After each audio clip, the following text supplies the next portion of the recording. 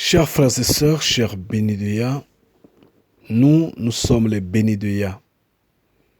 Nous sommes là pour faire taire ces hommes sans connaissance, ces hommes en robe, ces hommes à la cravate, ces hommes qui, à la suite des menteurs, des embrouilleurs, à la suite des soi-disant prédicateurs, soi-disant éclaireurs, soi-disant porteurs de lumière, ces hommes-là se sont transformés en chiens, ne sachant pas que ils sont en train juste de défendre des malfaiteurs, des braqueurs, des voleurs, des violeurs, des embrouilleurs, des menteurs, ceux qui les conduisent petit à petit à l'enfer sans qu'ils s'en rendent compte. C'est pourquoi Yeshua disait, un aveugle qui conduit un autre aveugle, les deux tombent dans un trou. Oui. Chers frères et sœurs, le mensonge a trop perduré. On vous a dit que soi-disant, le créateur de l'humanité est un esprit omniscient, omnipotent, omniprésent. Soi-disant. Nous, les bénis de Yah, nous disons le contraire. Mais avant que nous donnions notre avis sur la nature du Créateur vivant, nous allons nous poser beaucoup de questions. Tout ce que nous allons dire, considérez comme si l'on disait pourquoi et comment. Dans le cas où j'oublie, je dis bien, dans le cas où j'oublie de poser la question pourquoi et comment. Si, je dis bien, si le créateur de l'humanité est un esprit, si il est un esprit, pourquoi et comment pouvait-il s'exprimer disant « Créons l'homme, faisons l'homme à notre image, selon notre ressemblance ». Pourquoi? Sinon, ils auraient créé des esprits, un monde invisible, alors que nous sommes physiques, nous sommes des humains, nous sommes matériels.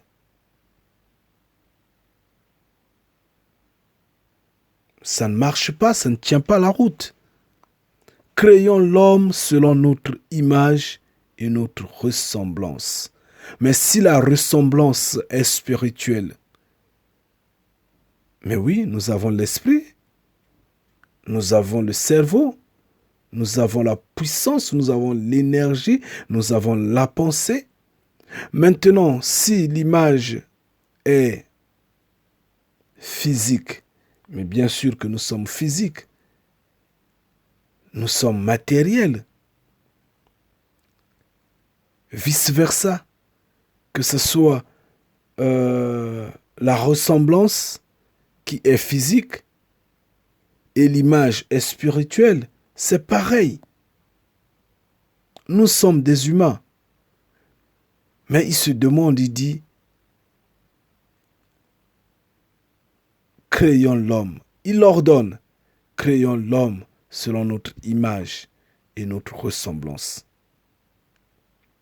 Si le créateur de l'humanité, en fait, là c'était dans Genèse 1, verset 26. Si le créateur de l'humanité, je dis bien, est esprit, s'il était esprit, pourquoi a-t-il interdit à l'homme de manger l'arbre? Je dis bien, l'arbre de la connaissance du bien et du mal.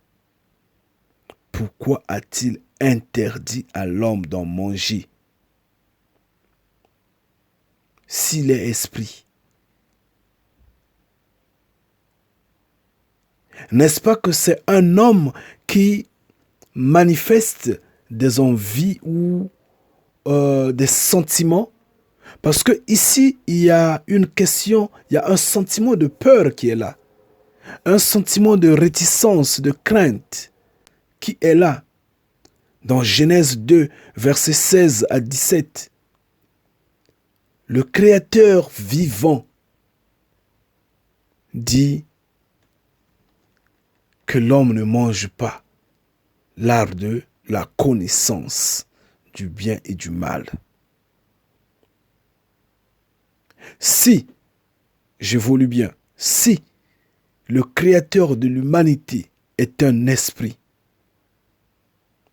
pourquoi s'est-il inquiété disant, voici l'homme est devenu comme l'un de nous, en connaissant le bien et le mal, le bon et le mauvais. Genèse 3, verset 22.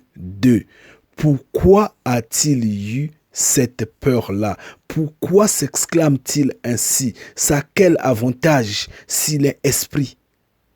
Étant donné qu'il a créé des humains, des hommes qui sont physiques, qui sont matériels, lui, il est esprit. En quoi ça lui fait mal? En quoi ça lui pousse à s'opposer à ce que l'homme est devenu intelligent? Et il insiste, il dit, comme vous et moi, comme l'un de nous. L'homme est devenu intelligent comme l'un de nous. Pourquoi exprime-t-il la peur? Pourquoi exprime-t-il la jalousie de voir l'homme est devenu éternel? L'inquiétude de voir l'homme qui est devenu éternel. Quand je dis jalousie, les religieux qui manquent la connaissance s'énervent, grincent les dents. Oh, pitié. Franchement que Yah vous délivre. Franchement, vous avez besoin d'avoir la connaissance.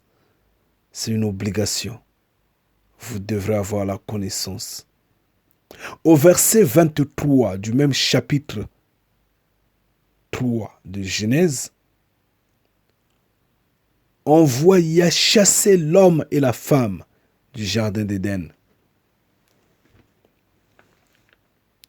Vous voyez bien l'esprit de colère, le sentiment de colère, il a exprimé, il a pris la décision en tant que père. Il les a mis dehors, il les a chassés de la maison. Pourquoi le faire? S'il est esprit, omniscient, omnipotent, omniprésent,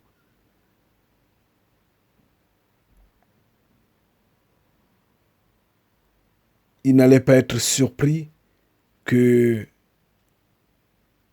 Adam et Ève aient connu la connaissance. Adam et Ève aient mangé soi-disant cette table de connaissance, soi-disant. Il n'allait pas être surpris. S'il est esprit, comment Adam et Ève se sont cachés quand ils étaient soi-disant nus? Pourquoi ils se sont cachés? Puisqu'il est esprit omniscient, omnipotent, il n'allait pas se cacher. Mais il s'est caché. Adam s'est caché. Ils se sont cachés. Ève et Adam se sont cachés.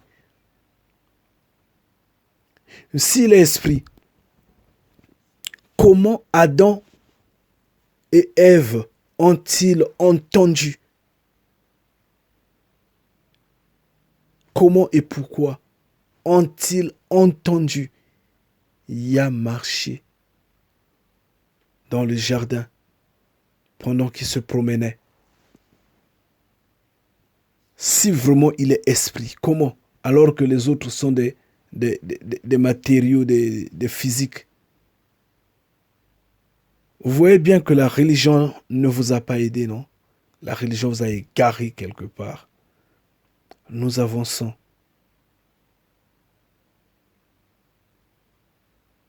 Pourquoi Yah doit poster des gardiens?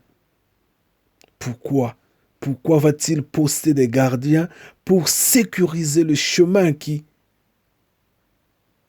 conduit ou qui conduisait au jardin d'Éden? S'il est esprit omniscient, omnipotent, pourquoi poster des gardiens? Pourquoi? Pourquoi poster des surveillants? Là, nous sommes dans Genèse 3, verset 24. Esprit omniscient, omnipotent, n'importe quoi. S'il est esprit, essayons d'analyser la pensée d'Adam. Pourquoi Adam va-t-il dire que j'ai mis au monde un enfant à mon image et à ma ressemblance? Or, nous savons que Yah a dit la même chose aux Elohim. Yah a dit, faisons l'homme à notre image selon notre ressemblance. On peut faire une déduction mathématique. Donc, si Yah a créé Adam selon son image et sa ressemblance, et que Adam a eu un enfant selon son image et sa ressemblance, cela sous-entend que Yah est un homme. Parce que Adam est un homme, on l'a créé à l'image et à la ressemblance de Yah. Et Adam, qu'on a créé à l'image et à la ressemblance de Yah, a eu un enfant qui est également à la ressemblance et à l'image d'Adam. Et on fait une suite mathématique, une logique. On tombe sur ce que Yah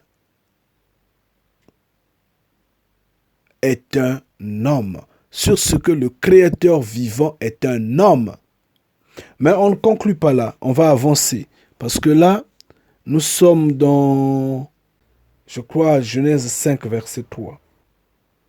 Nous continuons. Si Yah n'est pas un homme, si, je dis bien, si le Créateur vivant n'est pas un homme, comment et pourquoi a-t-il eu mal au cœur, disent les religieux. Et nous, les bénis de Yah, nous disons mal à la tête, mal au cerveau. Pourquoi a-t-il eu mal? Pourquoi?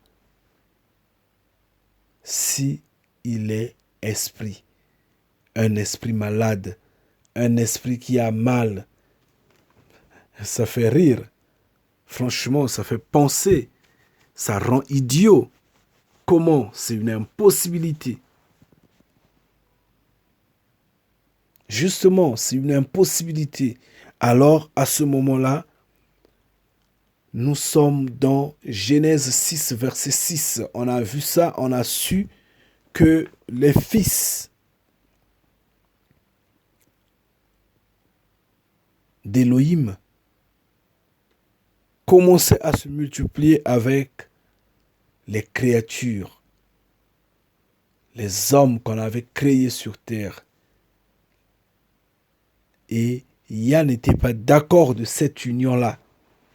Des mariages qui se créaient, des concubinages et autres. Yah était fâché, s'était opposé. Et Yah a regretté pourquoi avoir créé l'homme. Maintenant, s'il est un esprit, pourquoi avoir regretté? Le regret, c'est un sentiment humain. Yah a regretté. Donc lui, pendant qu'il était en train de créer les hommes, il ne savait pas ce qui allait arriver. Il ne savait pas que les hommes allaient le décevoir pour qu'il regrette. Pourquoi il a regretté? C'est un homme. Là, nous avançons. Nous connaissons bien en vérité qu'il y a à regretter pourquoi avoir créé l'homme. Il n'a pas regretté pourquoi avoir créé les animaux, pourquoi avoir créé les arbres, pourquoi avoir créé les poissons autres, je ne sais pas comment. Mais il a regretté pourquoi avoir créé l'homme. Parce que l'homme, c'est la personne qui lui cause des problèmes. Parce que l'homme est fait à son image et à sa ressemblance. Pour lui, ça a été une erreur à ce moment-là parce qu'il a eu mal à la tête. Genèse 6, verset 6. Vous descendez un peu plus en bas. De toutes les façons, vous en connaissez l'histoire. Ça ne sert à rien que je me dégosille là-dessus. C'est connu de tous. Nous avançons.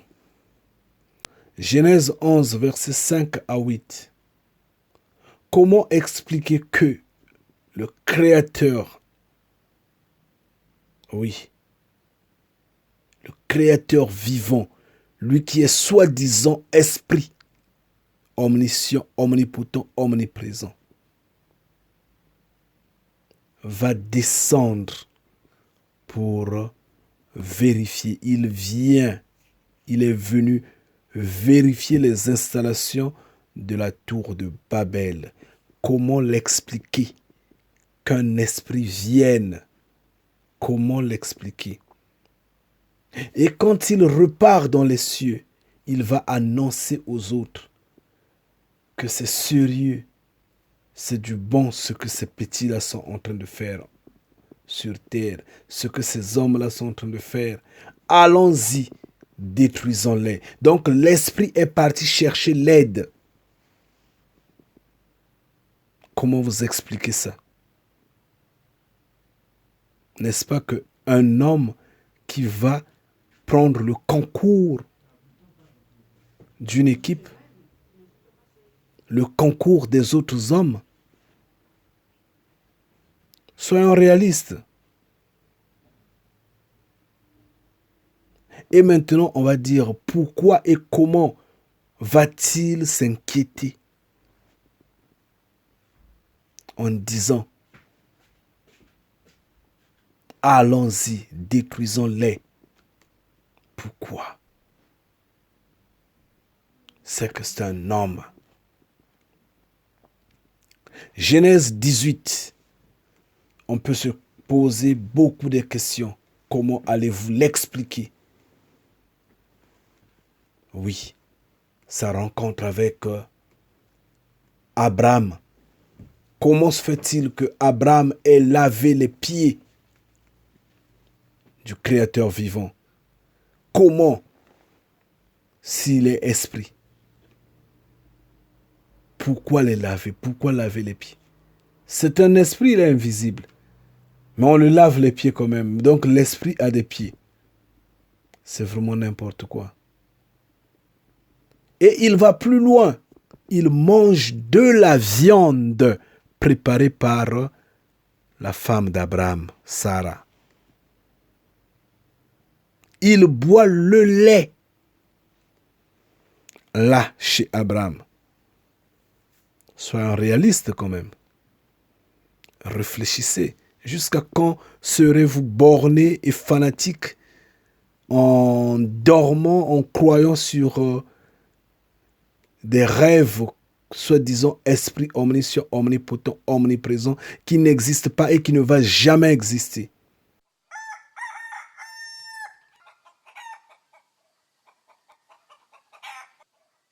Donc, ça serait quand même ridicule que le créateur de l'humanité soit un esprit et qu'il se laisse dans les mains d'Abraham, se confiant à Abraham. Lui-même dit, il ne peut pas cacher cela à Abraham. Cela ne vous semble pas bizarre quand même? Il va pouvoir prendre le temps d'écouter Abraham qui semble débattre, en fait, pas semble, mais qui débattait sur la destruction de Sodome et Gomorrhe. C'est quand même bizarre. Donc Abraham discutait avec un esprit. Donc Abraham marchait avec un esprit. Cela ne semble pas être un peu trop bête à le croire, non? Que l'esprit était debout avec Abraham, que l'esprit a mangé chez Abraham, que l'esprit a été lavé ses pieds par Abraham, que l'esprit a bu le lait chez Abraham. C'est un peu trop ridicule. L'esprit s'est confié à Abraham. Non, non. Relisez la Bible. Essayez de vous concentrer dessus. Vous allez vous en rendre compte que le Créateur vivant est un homme.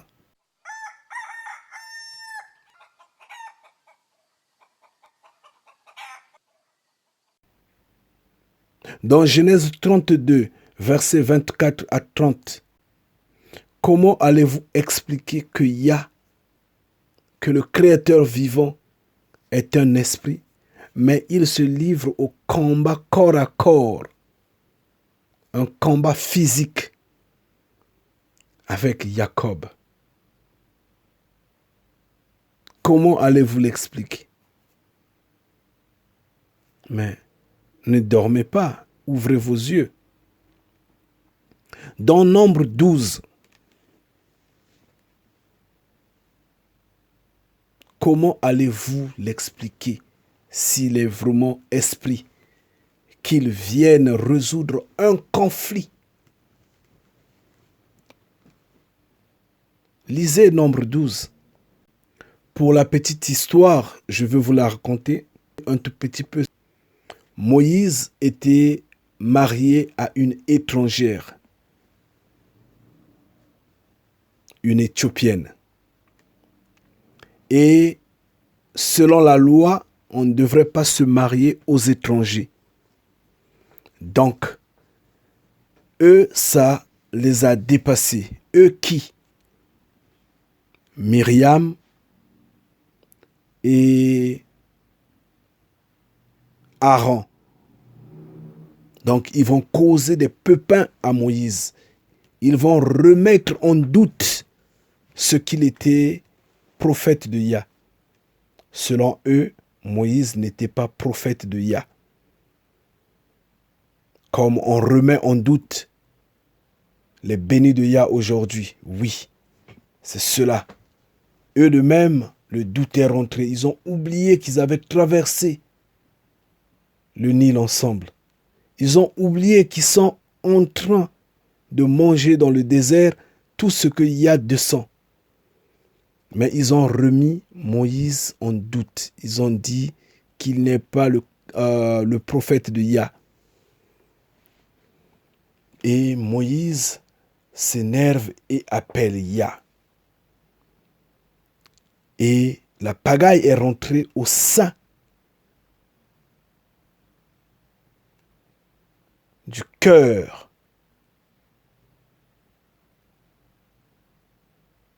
de la direction des bénis de Yah, en fait des enfants de Yah, soi-disant hébreux.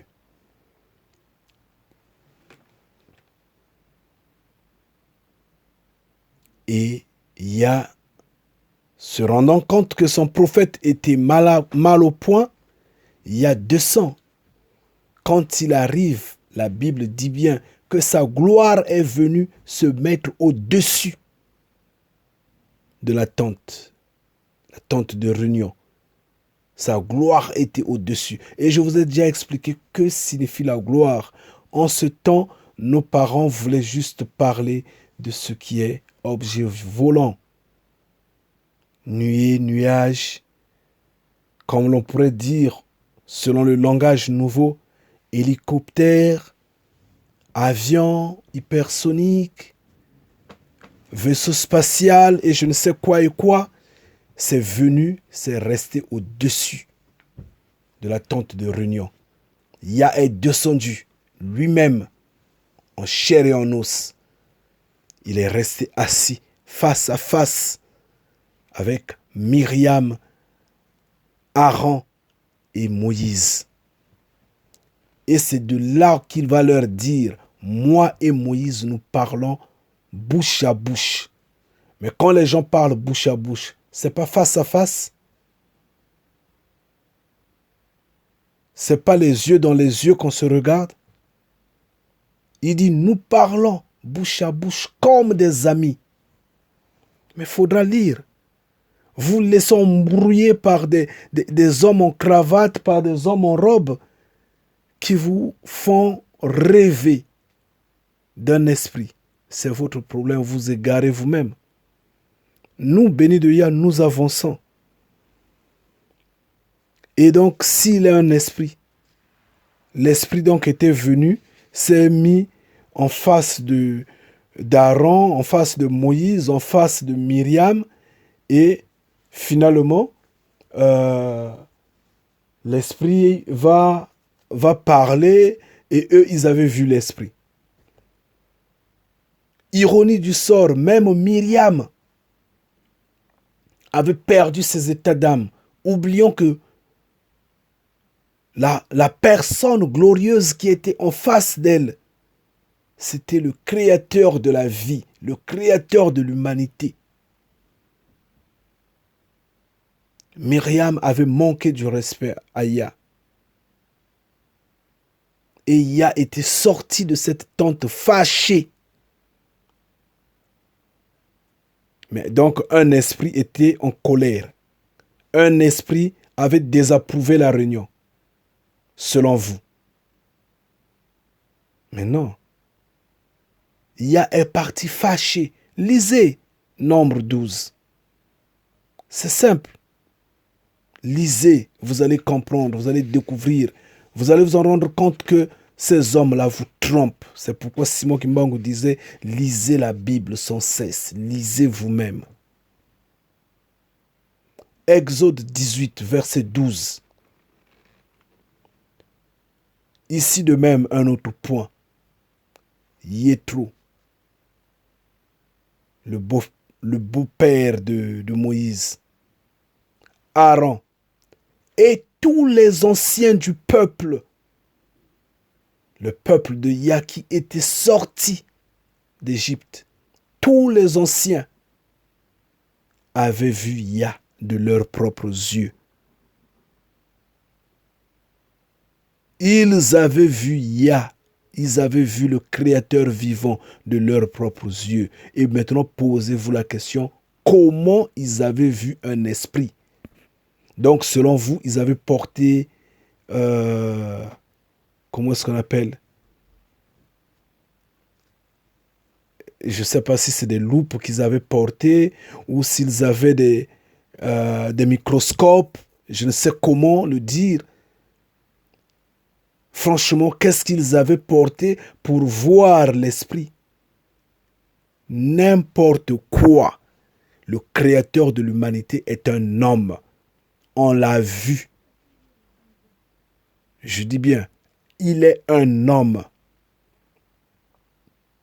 Là, nous étions dans Exode 18, verset 12. Nous avançons un tout petit peu d'un centimètre. Exode 19, versets 21 à 24. Vous allez me dire, en vous posant vous-même la question, comment et pourquoi Yah a-t-il demandé à Moïse de contrôler les mouvements du peuple, les mouvements des masses? Comment et pourquoi? Yah voulait bien venir rencontrer ce peuple-là. Il dit, faudrait qu'il y ait des bornes. Il apprend à Moïse comment on reçoit une autorité. Il apprend à Moïse. Il dit, il y a des bornes, ça doit rester là. Étant donné que Yah est une autorité, il aura des gardiens, il aura des gardes du corps. Il dit, malheur à celui qui va s'approcher de ces bornes-là. Celui qui sera plus émerveillé en s'agitant sera tué parce que s'il traverse, on va supposer qu'il vient pour faire du mal, on va le tuer. Donc le peuple doit être contenu. Maintenant, s'il est esprit, pourquoi va-t-il vouloir descendre sur le mont Sinaï à la rencontre de ce peuple-là? Lisez Exode 19, vous allez comprendre. Oui, lisez Exode 19. C'est simple. Nous avançons dans Exode 24, du verset 9 à 12. Vous allez me dire comment Moïse et 73 autres personnes qui ont vu Yah de leurs propres yeux, pourtant, qui ont vu le Créateur vivant de leurs propres yeux, comment se fait-il qu'ils ont mangé, ils ont bu ensemble avec le Créateur Yah? Comment? Étant donné que lui, il est esprit, comment l'esprit se mettait à manger ensemble avec des humains? Comment? On l'a vu comment? Exode 32, versets 10 à 14. Vous allez me l'expliquer de même. Posez-vous la question, comment Moïse a-t-il conseillé le Créateur vivant? Il a conseillé, il a donné des conseils. Il lui a donné des conseils. Et le Créateur vivant a accepté les conseils que Moïse lui a donnés. Comment vous allez l'expliquer? Comment? S'il est esprit, comment? Soyez quand même raisonnable. Soyez quand même raisonnable. Comment on peut vous embrouiller comme ça et vous accepter être embrouillé étant donné que vous êtes mature, soi-disant? Mais je comprends pourquoi on vous trompe. Parce que vous mangez du lait. Vous n'êtes que des nouveau-nés, vous mangez du lait. Vous buvez du lait et vous ne réfléchissez pas. Mais les bénis de Yah mangent la nourriture solide. Oui, vous n'avez pas des dents, les bénis de Yah ont des dents. Nous avions grandi, nous comprenons. Exode 33, verset 11.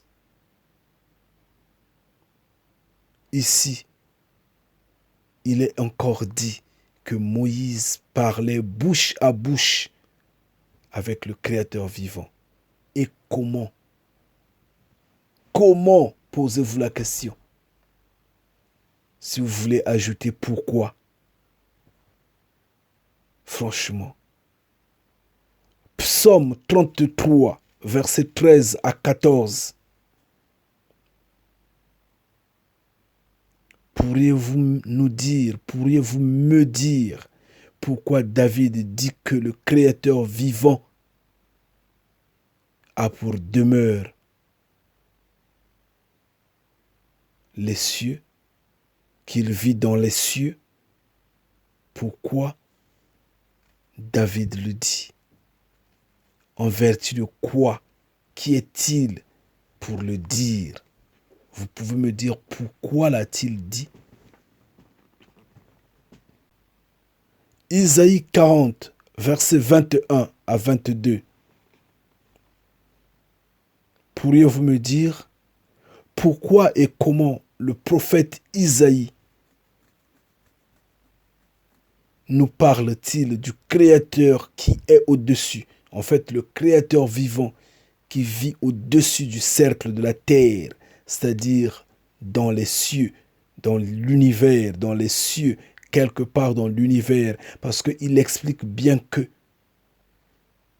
parce qu'il explique nettement qu'il est sur une terre, parce que là, il essaie un peu de montrer sa population. Il essaie d'expliquer que Yah est roi d'une grande population. Il explique sur sa terre, dans les cieux. Dans l'épître de Philippe, au verset 28, Yeshua a insisté. L'épître de Philippe n'est pas dans la Bible. Vous allez en trouver sur Internet. Parce que c'est l'apocryphe, ça a été écarté de la Bible. Justement, les usurpateurs l'avaient écarté pour éviter que vous compreniez, vous connaissez, vous ayez la vérité. Mais nous l'annonçons la vérité. Ngeta. Donc, l'épître de Philippe au verset 28. Yeshua insistait, disait, dans les cieux, il y a des hommes. Parce qu'il disait, comment se fait-il que vous n'avez pas peur de ceux qui sont dans les cieux, vous les hommes de la terre, aussi têtus que vous êtes, méchants que vous êtes? Bien que vous, les fils d'Adam, vous êtes nombreux, vous qui vous multipliez, mais vous mourrez. Vous naissez et vous mourrez. Néanmoins, vous êtes nombreux. Combien de fois ceux qui sont dans les cieux, qui naissent sans cesse et ne meurent jamais? Naissent sans cesse et ne meurent jamais. Mais vous, selon vous, ce sont les esprits qui s'accouplent, mettent au monde des esprits et dans le monde des esprits. N'importe quoi. N'importe quoi. Travaillez vos méninges. Réfléchissez. Le Créateur vivant est un homme. Dans les cieux, il y a des hommes. Et ils naissent sans cesse, ne meurent jamais, parce qu'ils sont éternels. Ecclésiaste 5, verset 2. Il est dit, le Créateur vivant vit dans les cieux. Et pourquoi on l'a dit? Il vit dans les cieux. Justement, parce qu'il est un roi, il est dans son palais royal. Psaume 11, verset 4. Notre ancêtre David insiste que le Créateur vivant vit dans les cieux. Il n'est pas esprit, il n'est pas omniprésent. D'où dans 1 Roi 8, au verset 30, on insiste que Yah vit dans les cieux, dans son demeure. Oui, dans son palais royal. Psaume 115, verset 3. On insiste encore, le Créateur vivant vit dans les cieux. Psaume 123, verset 1. Le Créateur vivant vit dans les cieux. Posez-vous des questions, pourquoi et comment. Tout en notant que David, le roi, le prophète, avait soulevé un point important en disant, est-ce que celui qui a créé l'oreille n'a pas l'oreille lui-même? Celui qui a créé l'œil n'a pas l'œil lui-même. Celui qui a créé la bouche n'a pas la bouche lui-même. C'est pourtant vous dire que Yah est un homme. Comment se fait-il qu'il a créé des humains, il vous donne les facultés, il vous donne des propriétés, mais lui-même, il n'a pas ces propriétés-là? Comment? Ça ne vous paraît pas étrange? Ça ne vous dérange pas? Mais réfléchissez, vous avez le cerveau. Je vous en prie. Ne dormez pas, s'il vous plaît, chers frères et sœurs. Dans Jérémie 14, verset 17, le Créateur vivant dit lui-même de sa bouche qu'il pleure. Alors, ne pleure, n'est-ce pas, un humain? Ne pleure, n'est-ce pas, un humain? Donc, selon vous, l'esprit pleure. Alors, il insiste, il dit encore, que mes yeux fondent en larmes nuit et jour. Pourquoi? À cause du manque de connaissance de vous autres religieux. Et votre manque de connaissance fait que le peuple de Yah, le peuple Congo, éparpillé de par le monde, oui, soit continue d'être marginalisé sans issue. Et à cause de vous, à cause de votre ignorance, à cause de votre gourmandise, parce que vous n'aimez que manger, manger, manger comme des souris auxquelles on a jeté des arachides dessus. Tout ce qui vous intéresse, c'est mâcher.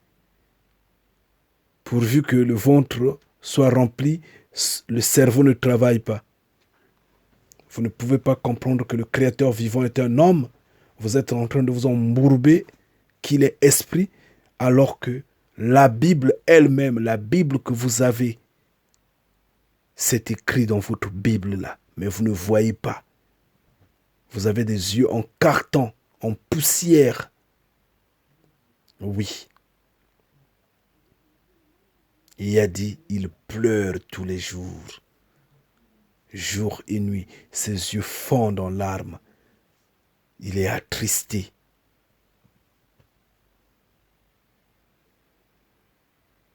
Pour le compléter, dans Jérémie 19, au verset 5, il a dit,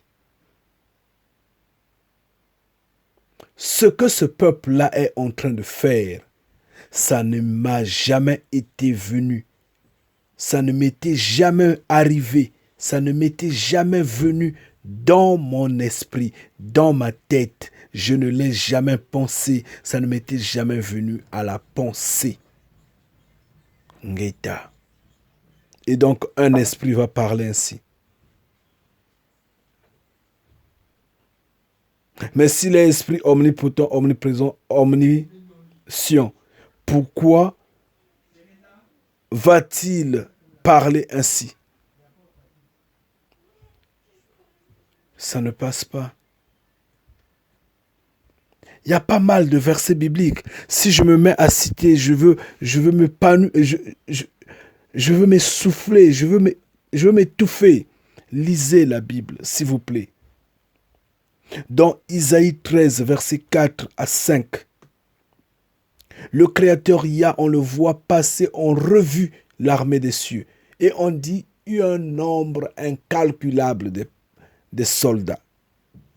Il était en train de passer en revue l'armée des cieux. C'est des hommes, ce n'était pas des esprits. C'est des hommes. Isaïe 6, verset 5. Isaïe a vu le Créateur vivant de ses propres yeux. Il a vu, il a crié, il a dit, oh, malheur à moi qui vis au milieu des hommes, des pécheurs. Mes yeux ont vu le Créateur vivant. Qu'est-ce que je veux faire pour survivre? On va lui dire, reste calme. La solution, elle est là.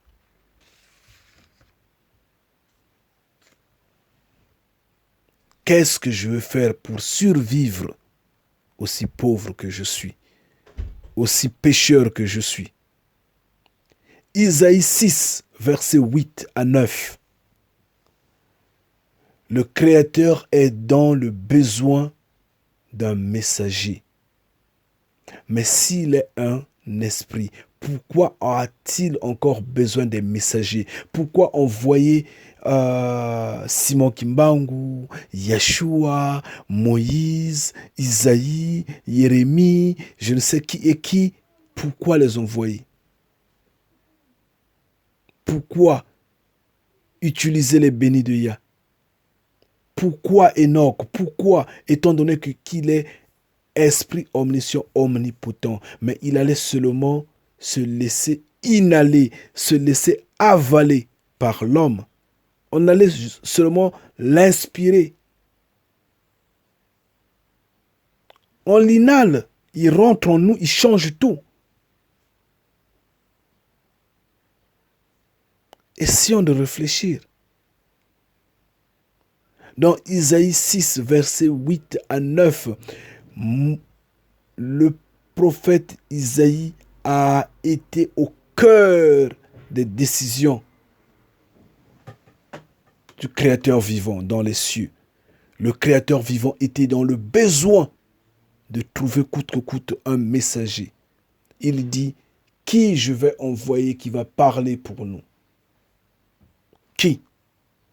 Il n'y avait personne. Et Isaïe soulève le petit doigt là. Il dit, Père, envoie-moi. Et il a dit, voilà, va et dis à ce peuple, ô Père, mais ces hommes-là, les hommes aux cravates, les hommes aux robes, ils vous embrouillent, ils vous égarent. Isaïe 19, verset 1.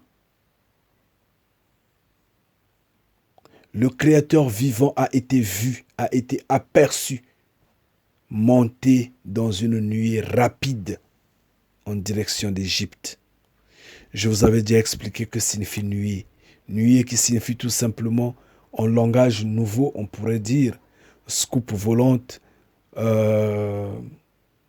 avion hypersonique, hélicoptère, vaisseau spatial, ainsi de suite. En fait, à l'époque, nos parents, comme ils n'avaient pas assez d'intelligence, ils se disaient tout ce qui volait n'était que des nuages. Donc c'est pourquoi ils appelaient tout objet volant nuage, nuée. Donc Isaïe l'a vu. Si Isaïe l'a vu, c'est qu'il le connaissait. C'est qu'il n'y en a pas un esprit. Comment Isaïe allait voir un esprit? Comment? Lui qui n'avait pas des microscopes, des loupes, des lunettes, je ne sais pas, concave, je ne sais comment expliquer. Même s'il avait ça, comment il allait reconnaître exactement que ça, c'est Yah, ça c'est le Créateur vivant? Soyons réalistes. Révélation 4, versets 3 à 4. On a vu le Créateur vivant sur son trône. Il est assis, le roi des rois. Oui, le Père. Comme dans Daniel 7, verset 9, on l'a vu sur son trône. Chers religieux, essayez de pousser votre esprit un peu plus loin. Le Créateur vivant, Tata Nzambi Mpungu, n'est pas esprit. Il est un homme. Il y a beaucoup de versets dans la Bible auxquels, par exemple, il dit, si ce peuple-là comprend. Maintenant, si lui, il est le Créateur vivant, si lui, il est l'Esprit, il est omniscient, omnipotent, omniprésent, pourquoi va encore dire si ce peuple-là comprend? Si ce peuple-là se repent, pourquoi il va parler au conditionnel, à l'impératif, je ne sais pas comment expliquer cela? Comment? Pourquoi va-t-il dire si?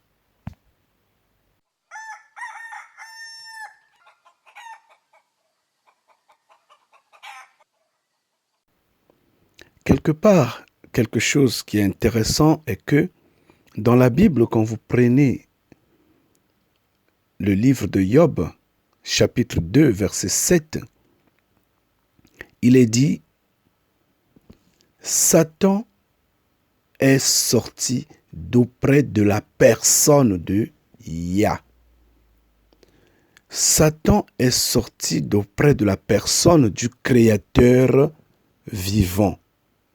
Satan est sorti auprès de la personne du Créateur vivant, auprès de Tata Nzambi Mpungu. Maintenant, si il est esprit, pourquoi on n'a pas écrit Satan est sorti auprès de l'esprit de Yah? Mais même quand on dit de l'esprit de Yah, alors à ce moment-là, on dirait qui est Yah donc? Parce qu'on parle seulement de son esprit. qui est-il?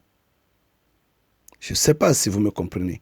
Si l'on dit, Satan est sorti d'auprès de l'esprit de Yah, on doit donc, en fait, auprès de l'esprit du Créateur, on doit donc définir qui est le Créateur.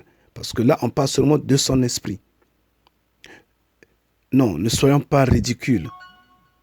Ne soyons pas ridicules. Quand nous prions, vous et nous, quand nous prions, quand nous nous agenouillons, quand nous nous asseyons, quand nous mettons debout, quand nous allongeons, quand nous sommes dans la prière, quelle que soit la position, nous disons Père Créateur, nous disons Yah, nous disons Tata Nzambi Mpungu. Nous nous adressons à ce glorieux homme de telle sorte qu'il nous assiste. Mais nous ne disons pas l'esprit de Tata Nzambi Mpungu. Parce que quand nous parlons de son esprit, à ce moment-là, nous parlons du Saint-Esprit. Saint-Esprit qui est autre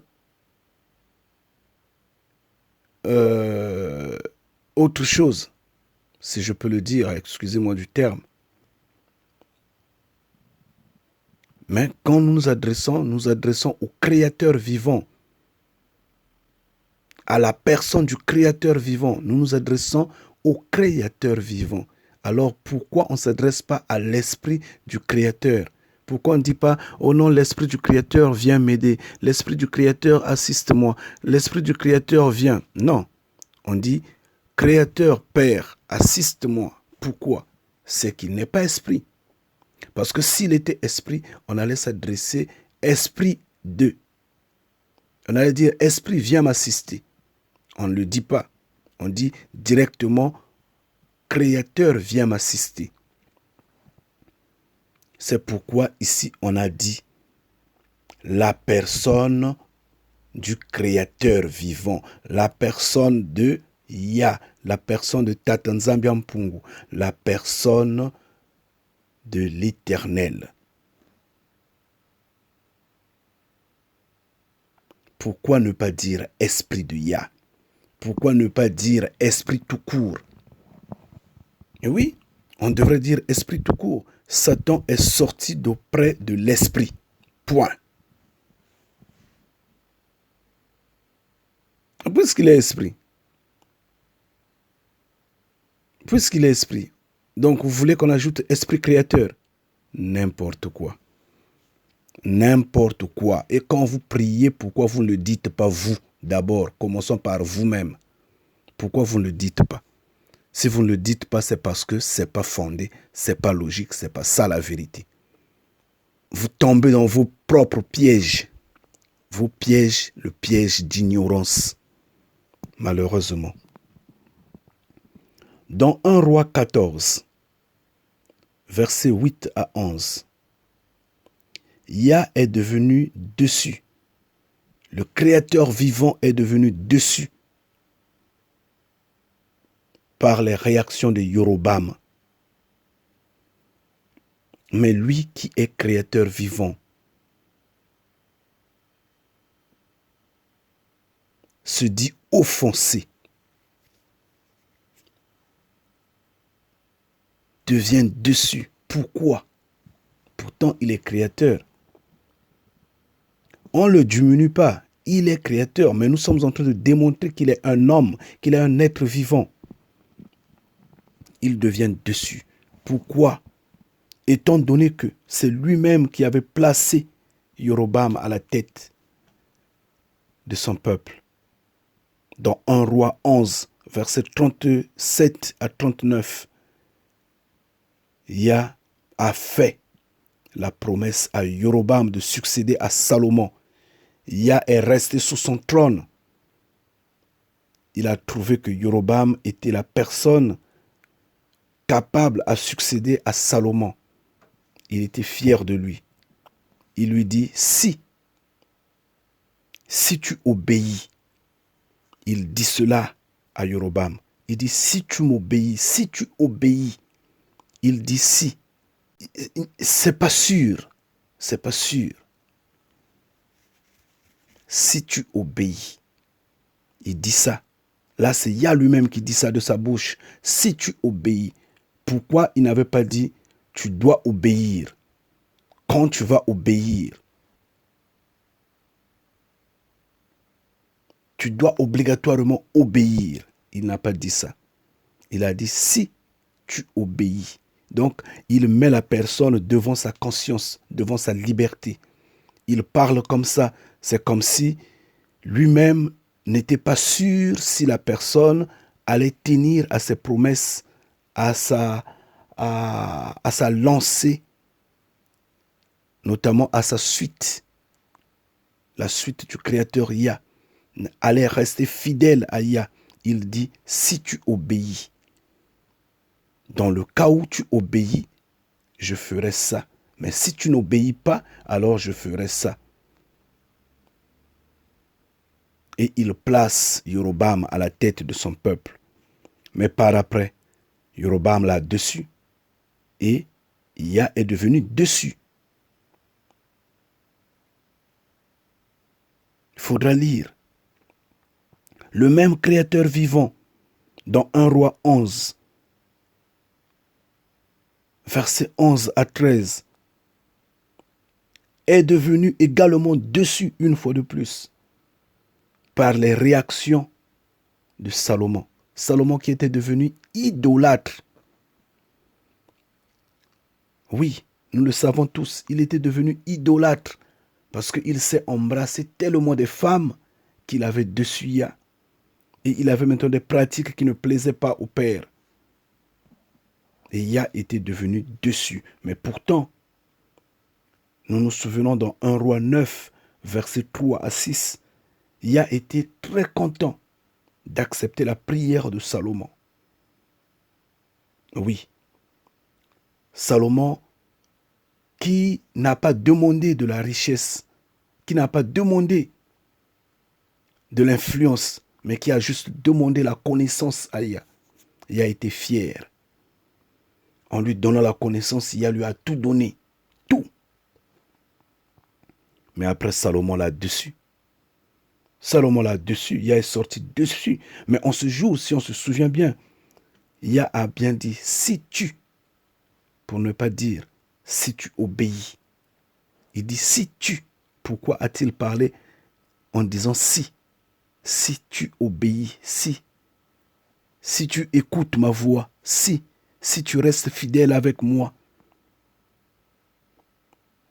Ceci n'est pas une incertitude. C'est un homme qui parle comme ça, pas un esprit. Vous avez déjà entendu l'esprit parler? Il ne faut pas tromper les gens. Il ne faut pas embrouiller les gens. Il n'y a pas d'esprit sans corps. Ça, c'est un homme qui parle comme ça.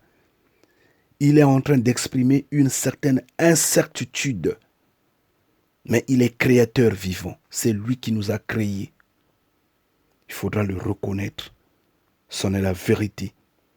Dans 1 Roi 8, verset 25, il a dit, pourvu que tes fils fassent attention. Pourvu que tes fils fassent attention. Ça ne vous dit rien? Il dit, pourvu que tes fils fassent attention. Pourquoi a-t-il utilisé ce verbe pouvoir? Pourquoi a-t-il utilisé ce verbe d'incertitude? Pourquoi? Pourquoi l'a-t-il utilisé? Avant d'ouvrir la bouche, il faut réfléchir. Dans 1 Roi 8, on peut le souligner au verset 30, comme au verset 39, comme au verset 43. Il est bien dit, Yah vit dans les cieux, dans un lieu fixe. Cela sous-entend que Yah n'est pas omniprésent. Il ne faut pas embrouiller les gens.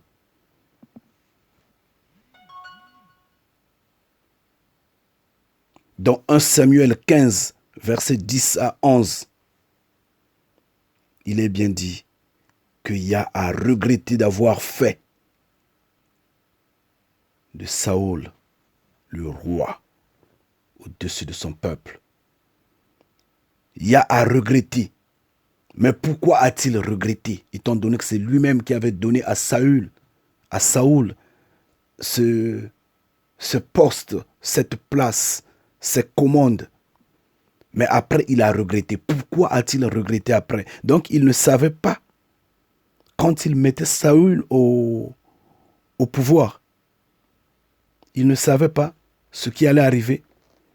Mais en ce temps, il avait confiance en lui.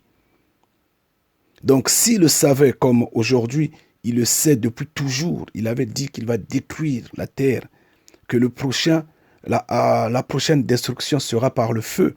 C'est pourquoi j'ai toujours dit aux gens, ne vous inquiétez pas des inondations qui se passent ça et là. Oui, il y aura des gens qui vont mourir, mais un petit nombre seulement. Mais la destruction, c'est par le feu. Donc, Yah le sait, donc il ne va pas regretter quand cela va arriver, parce qu'il le sait déjà. Mais pour Saül, il a regretté. Pourquoi a-t-il regretté? C'est parce qu'il ne le savait pas. S'il le savait qu'il allait être dessus, il n'allait pas le mettre à la tête. Il allait prendre directement David, parce qu'avec David, il n'y a pas eu de déception telle. Mais il est passé d'abord par Saül parce qu'il croyait que Saül allait être un bon. Et on dit, il a regretté. Parce que quand on regrette, c'est qu'on n'était pas sûr de ce qui est arrivé.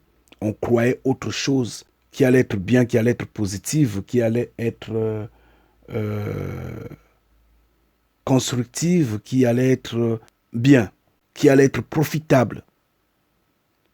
Mais quand le revers de la médaille tombe, à ce moment-là, on regrette. Et il y a à regretter.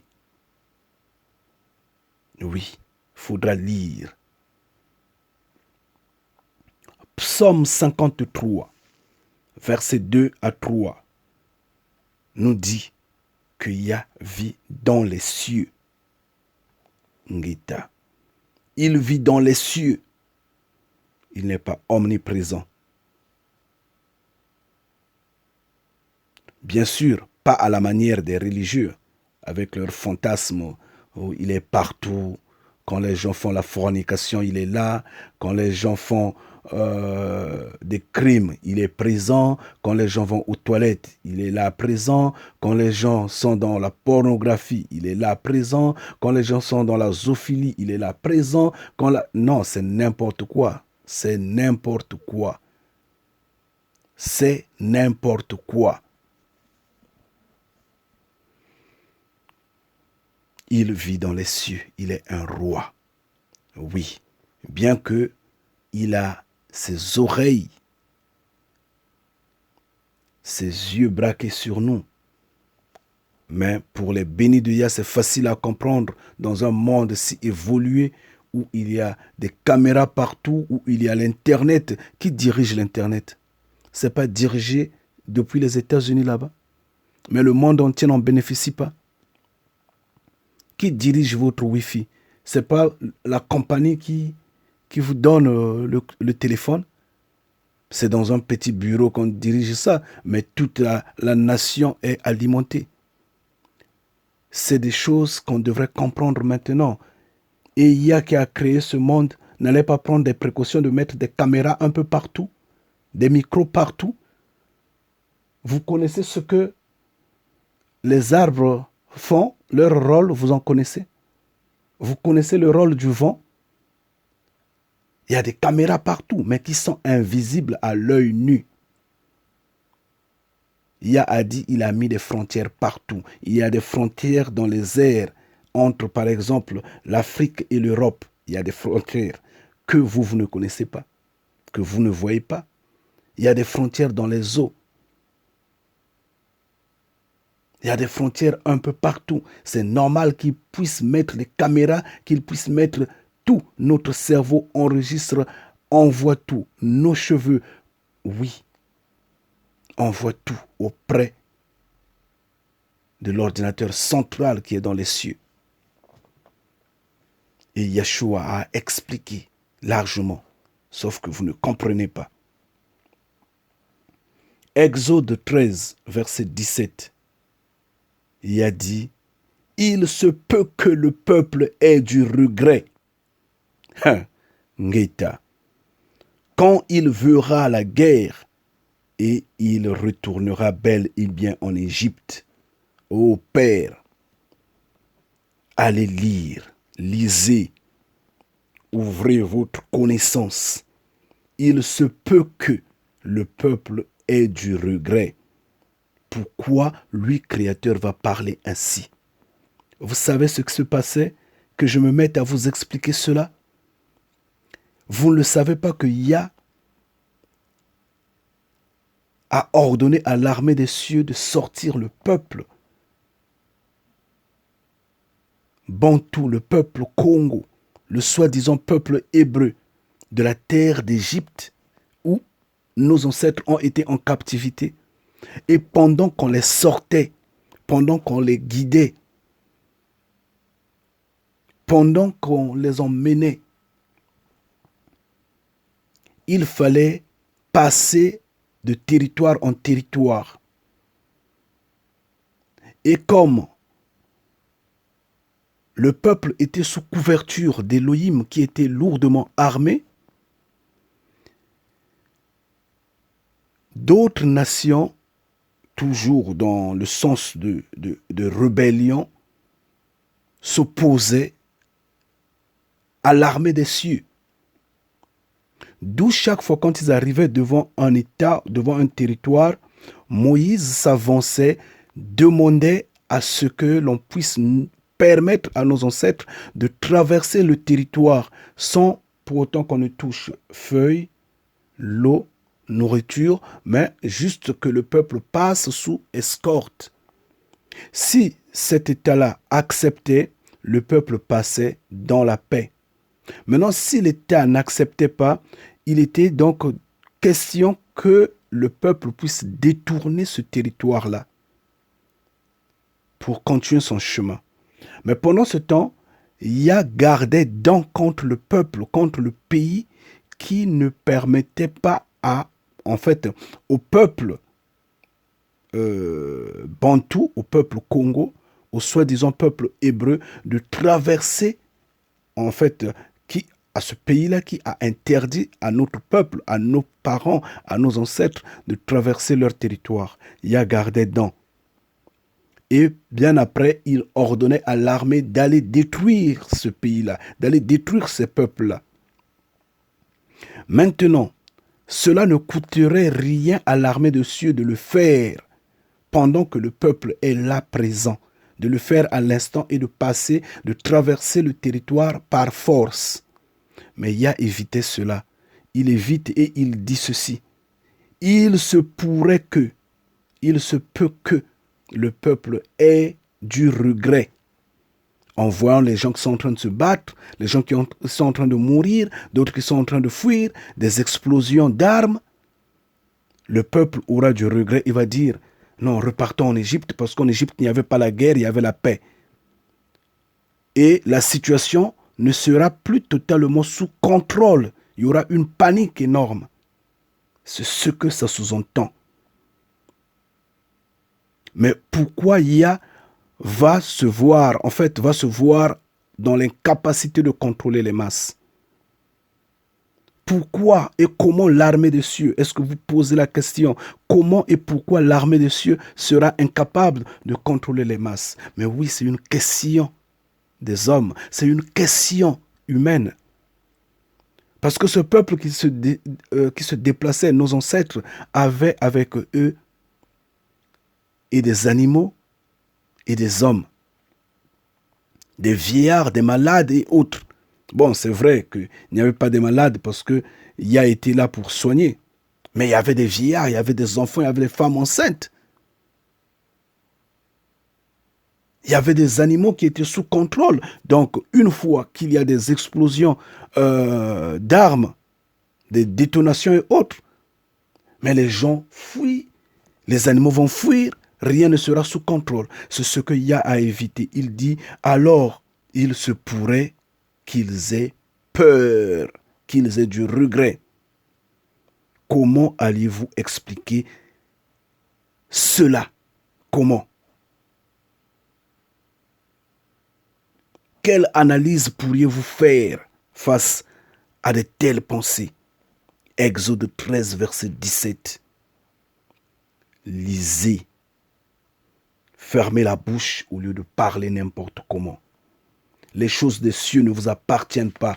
Continuez d'embrouiller les gens parce que vous êtes ainsi, vous êtes des menteurs, vous êtes des voleurs, tout ce qui vous plaît,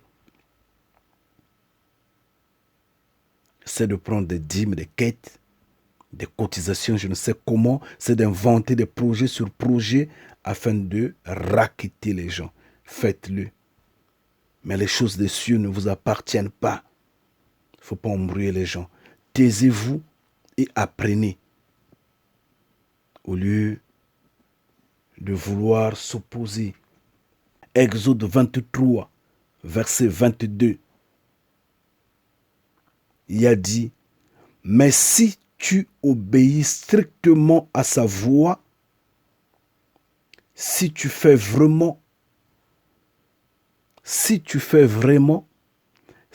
obéis strictement à sa voix, pourquoi Yah va le dire? Bien qu'il était en train de confier nos ancêtres, Moïse y compris, dans les mains de son successeur. Cependant, lui, il partait pour autre chose qui semblait être important quelque part. Et il dit, cette loi-là va vous guider. Et il donne ses instructions. Mais lui étant esprit, pourquoi il va encore confier la responsabilité à quelqu'un d'autre? Pourquoi quelqu'un d'autre va encore guider le peuple? Pourquoi son esprit ne serait pas là? Puisqu'il est esprit, nous le respirons, nous l'expirons. Quand nous mangeons, nous le mangeons. Vraiment, c'est n'importe quoi. C'est n'importe quoi. Les religieux, c'est un cancer. La religion est un cancer. Un cancer. Franchement, ce Dieu-là, esprit omniscient, omnipotent, il est un cancer, il tue. Exode 23, verset 33, il a dit, si tu servais, si tu servais, n'est-ce pas un homme qui parle ainsi? N'est-ce pas un homme qui parle ainsi? Yah n'a-t-il pas pleuré de ses yeux? Les larmes n'ont-ils pas coulé de ses yeux? Mais c'est lui le Créateur vivant. Mais il dit, les larmes coulent de mes yeux nuit et jour. Il le regrette. Mon peuple meurt par manque de connaissance. Quel est ce peuple qui me rejette, moi, pour s'attacher au fantasme des nations? L'heure est arrivée pour que vous ayez la connaissance. Réveillez-vous. L'heure est arrivée pour que vous ayez la connaissance. Détournez-vous des églises, des bâtiments, des pasteurs, des prêtres, de ces hommes en robe, en cravate, de tout ce monde-là, ces religions venues d'ailleurs, parce que il a dit, l'élévation ne vient ni de l'Occident, ni de l'Orient. L'élévation vient de Yah. L'élévation ne viendra pas de l'homme de la terre. C'est Yah qui élève. C'est Tata Nzambi Mpungu qui élève. C'est lui qui donne la connaissance. C'est lui qui a la vie. Donc quand vous attachez à des religions venues d'ailleurs, venues des hommes des nations,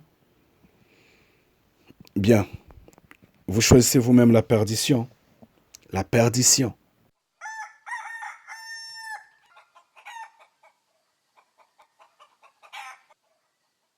Il dit, je regrette de l'avoir mis roi sur mon peuple. Je regrette. Pourquoi va-t-il regretter? Lui qui est omniscient, omnipotent, omniprésent. Lui qui est soi-disant esprit. Pourquoi regrette-t-il? Le regret, ce n'est pas un sentiment humain? Le regret, ce n'est pas pour des hommes? Le regret, c'est pas pour celui qui ne savait pas ce qui allait arriver. Soyons réalistes. Soyons réalistes, qu'est-ce qui vous fait mal? Quand on dit que le Créateur vivant est un homme, c'est ce qui vous dérange? Mais c'est que vous êtes mauvais. C'est que vous n'êtes pas capable d'accepter la vérité. C'est que vous n'êtes pas capable de changer et vous n'allez pas changer. Si c'était à l'époque où l'on tuait vainement les prophètes de Yah, alors nous, bénis de Yah, on serait déjà tués. Vous êtes des méchants. Est-ce cela en est votre affaire? Est-ce que c'est vraiment votre affaire? Vous, vous êtes né seulement. Sur quoi vous vous levez à vous cramponner?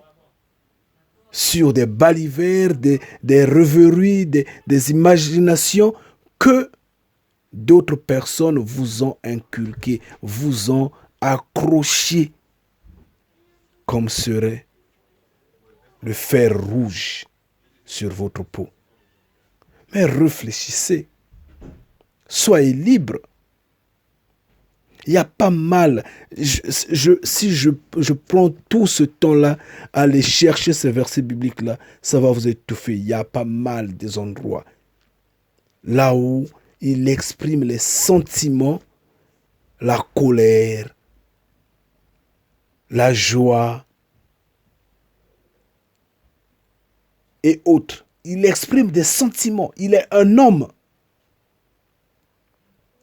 Soyez réaliste. Je veux pouvoir vous quitter, je vous en prie. Non en vous laissant dans votre ignorance, mais en vous demandant de vous réveiller. Repentez-vous.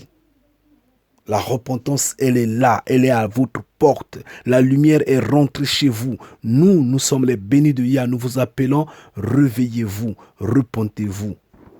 Priez dans le secret. La repentance commence par accepter qui est réellement le Créateur vivant. Il est un homme, il vit dans les cieux, il est un roi, il est dans son palais royal. Oui, il est un homme parce qu'il boit, il mange, il va aux toilettes, il a des émotions. Oui, il a des émotions. Il est un homme. Et après cela, c'est de prier dans le secret. C'est que vous quittez vos églises, vous quittez vos bâtiments, vous quittez vos endroits de prière en public à la camp. Parce que tous ceux qui prient en public, tous ceux qui se font connaître comme étant des croyants, sont des hypocrites. Quand vous promenez avec vos Bibles en costume, en cravate, en robe, en montrant aux gens que oui, c'est vous qui avez la lumière, c'est vous qui criez, qui louez le Créateur vivant, vous êtes des hypocrites. C'est comme ces hommes-là qui, dans des trains, des métros, des bus, je ne sais où, n'importe où, se font des bises à la joue en voulant montrer à l'humanité tout entière, au monde entier, qu'ils sont amoureux. En fin de compte, c'est des hypocrites. Ils sont malheureux dans leur couple. Oui, ils ont un problème de sentiment, ils ont des complexes. Parce que sinon, ils n'allaient pas le faire. Parce qu'ils ne sont pas comblés. C'est pourquoi ils le font. Justement, c'est comme les chrétiens. Les chrétiens, c'est comme les religieux. C'est comme tout ce monde qui est à la suite de cet esprit omniscient, omnipotent, omniprésent. Ils veulent montrer au monde qu'ils sont avec la lumière alors qu'ils ont l'obscurité avec eux. Parce qu'en fait, cet esprit omniscient, omnipotent, omniprésent n'est autre que la lumière du soleil. Alors que dans Deutéronome 4, Moïse disait « Évitez de vous égarer en regardant les étoiles. » Ngeta. Alors repentez-vous. Priez dans le secret. Changez votre modèle de croyance. Ce faux et imaginaire Messie appelé Jésus-Christ, cheveux longs, à la peau blanche, yeux bleus clairs, n'existe pas. Il n'a jamais existé et il ne va jamais exister. La Bible dit dans Isaïe 18 que tous les prophètes sont venus de la terre qui est au-delà des fleuves d'Éthiopie. Tous les prophètes, tous les messagers. Du coup, Yeshua, le Messie, était noir. Il est venu de cette terre-là. Donc ça, c'est ce que vous devrez comprendre d'abord. Et Yeshua dit, qui m'a vu a vu mon Père. Ça sous-entend quoi? Yah, le Créateur vivant, est également noir. Ngeta. Je veux vous quitter, je vais pouvoir vous quitter, chers frères et sœurs, chers bénis de Yah, en vous disant, restez bénis. Ngeta.